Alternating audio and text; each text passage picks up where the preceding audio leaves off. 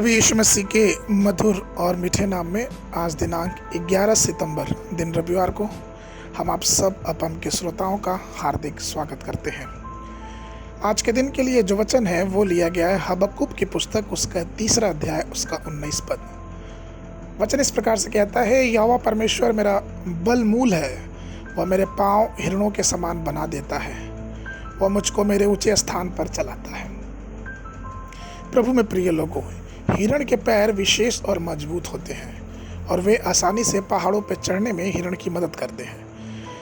पवित्र शास्त्र में यह भी बताता है कि हिरण बहुत तेज दौड़ सकता है। दूसरा सामुएल उसके 2 और 18 पद में, हिरण जैसा तेज कोई नहीं भाग सकता।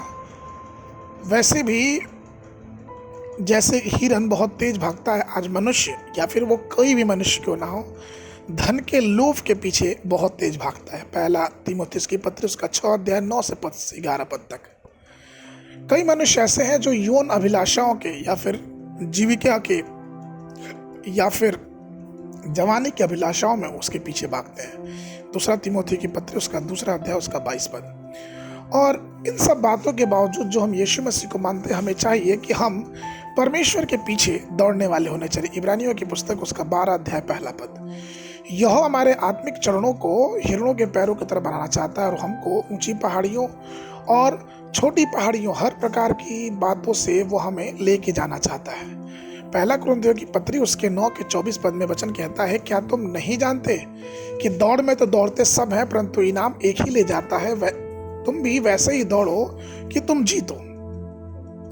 प्रेरित पौलुस ने महसूस किया कि आध्यात्मिक दौड़ में सफलतापूर्वक दौड़ने के लिए उसे हिरणों के पैरों की आवश्यकता होती है। फिलिपियों की पत्री उसके 3 अध्याय 13 और 14 पद वचन कहता है, हे भाइयों, मेरी भावना यह नहीं कि मैं पकड़ चुका हूँ, परंतु केवल यह एक काम करता हूँ कि जो बातें पीछे रह गई हैं उनको भूलकर आगे की ओर बढ़ता चलता जाता हूँ।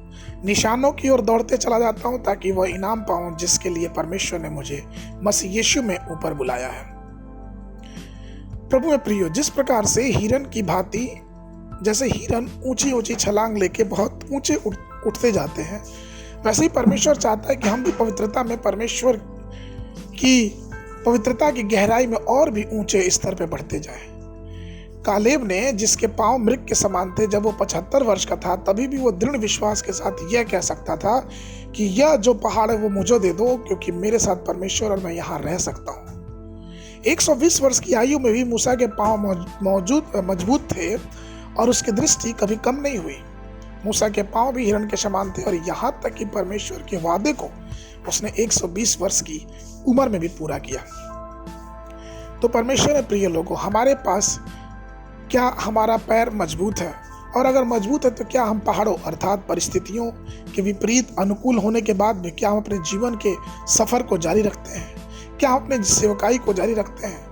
वचन कहता है व्यवस्था विवरण की पुस्तक उसके 33 के 25 पद में कि तेरे जूते लोहे और पीतल के होंगे और जैसे तैसे दिन भी वैसी तेरी शक्ति होगी। अर्थात हम परमेश्वर में जितनी मजबूती से अपने आप को बनाए रखेंगे, उतनी ही मजबूती में परमेश्वर हमें और भी आगे लेके जाएगा। आज के मनन के लिए जो पद है वो पाया जाता है यशायाह नबी की पुस्तक उसका 52 अध्याय 7 पद। पहाड़ों पर उसके पांव क्या ही सुहावने हैं, जो शुभ समाचार लाता है, जो शांति के बातें सुनाता और कल्याण का शुभ समाचार और उद्धार का संदेश देता है, जो सियोन से कहता है तेरा परमेश्वर राज्य करता है। बाइबल अध्ययन के लिए नीति वचन की पुस्तक उसका 10, 11 और 12 अध्याय, संध्या के समय 2 कुरिन्थियों की पुस्तक उसका 4 अध्याय। परमेश्वर आप सबको आशीष देवे।